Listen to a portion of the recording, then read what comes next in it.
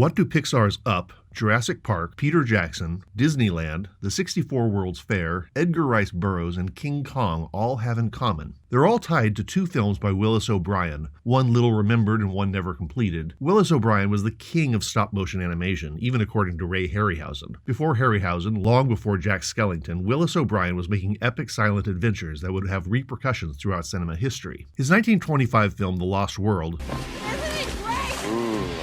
That's how it always starts. But then later there's running and then screaming.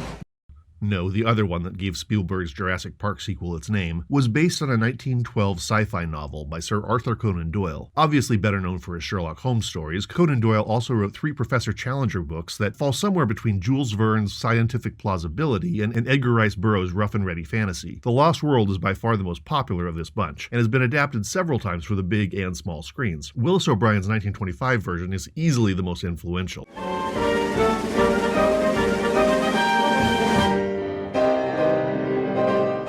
Rowdy Scottish zoologist Professor Challenger has just returned from South America, where he claims to have discovered a plateau populated by live dinosaurs. He gets laughed at by the crowd, and especially by his rival, Professor Summerlee. A rather Jules Verne-like challenge is thrown down. To prove if this lost world is real, an expedition will be sent, including the 2 rivals, a hunter, a young reporter, and the daughter of a lost explorer. They take with them a couple of servants, Austin and Zambo. Arriving at the plateau, they do indeed spot a pterodactyl. They climb up a spire, as illustrated in Conan Doyle's book, and cross the plateau on a fallen tree. Do you recognize something? Yep, that's Paradise Falls from Up, minus the house and the waterfall, but plus a brontosaurus who strands the group on the plateau. But not before they all get attacked by prehistoric men who don't welcome their arrival. In the novel, this tribe of ape men have an ongoing war with an indigenous human tribe on the plateau, something included but updated in the 1992 television version. The silent version simplifies and complicates this. The ape men are simply aggressively defending their territory. Antics ensue with plenty of dinosaur action and a Tyrannosaurus Rex who really is a bit of a bully, repeatedly terrifying and yet not eating his fellow dinosaurs. Naturally, the reporter and the young woman fall in love, resigned to live out their days together in the jungle. But wait, they find a means of escape, and conveniently at the bottom of the plateau, one of the Tyrannosaurus's victims, a Brontosaurus, has survived. They take it back to England somehow to convince the public. The Brontosaurus escapes, wreaks havoc all over London, and swims off down the Thames. If this all sounds familiar, it should. The search for an exotic, closed-off ecosystem hiding a mystery, dinosaur fighting action, the capture and return of a fearsome beast to the big city, where it escapes. Yep, that's all King Kong. The novel, more modestly, has a young pterodactyl escaping, so the escalation from baby to vegetarian to angry gorilla has a very clear through line, when elevated further with a T-Rex rampage through San Diego sequence of Spielberg's Lost World decades later.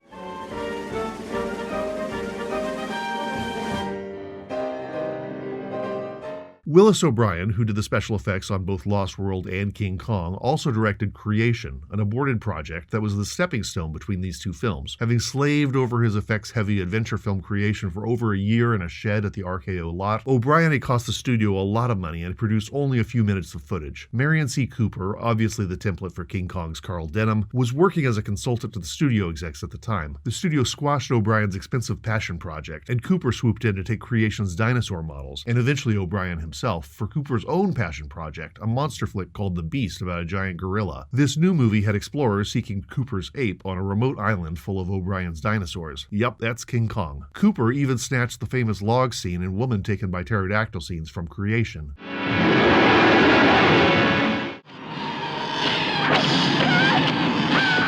Allegedly, Creation's shipwreck footage was also co-opted for The Most Dangerous Game, which was being filmed back-to-back with Kong. If you ever want to experience film whiplash, do a back-to-back viewing of King Kong and The Most Dangerous Game. Same sets, same actors, completely different experiences. Thankfully, uber-geek Peter Jackson produced a short recreation of Creation as an extra on the DVD release of his remake of King Kong, using concept art and the little footage we have left. It's pretty awesome.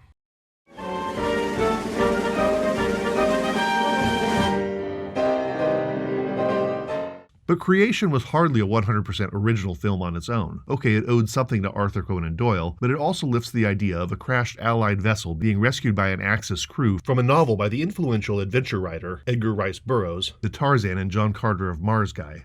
The Land That Time Forgot was also about Western explorers stranded on a dino-infested island. Burroughs' novel actually does end with a young couple resigning themselves to life in a savage land of dinosaurs, though he later provided a happier ending in the book's 2 sequels. This was eventually made as its own giant adventure in 1974, starring Doug McClure, but it had other echoes. The climax of a volcano causing a stampede of dinosaurs appears in Jurassic World: Fallen Kingdom. And the mama Triceratops with her adorable children were featured in Disney's 1964 World's Fair attraction, Ford's Magic Skyway, now the Primeval World diorama at Disneyland in California.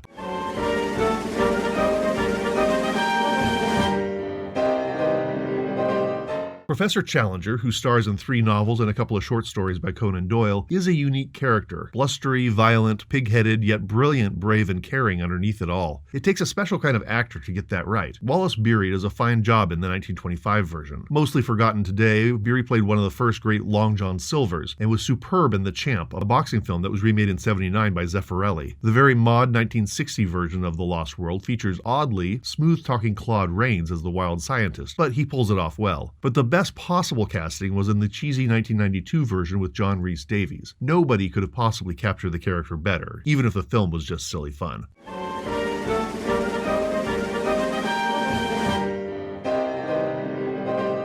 Lost World and Creation are, in their way, seminal sleepers, influencing movies for almost 100 years. Though Lost World mostly exists in chopped-down hour-long versions, which are plenty satisfying, you can also find the reconstructed 90-minute version of Lost World online, cobbled together from 8 prints, which, if you're an obsessive like me, is the way to go.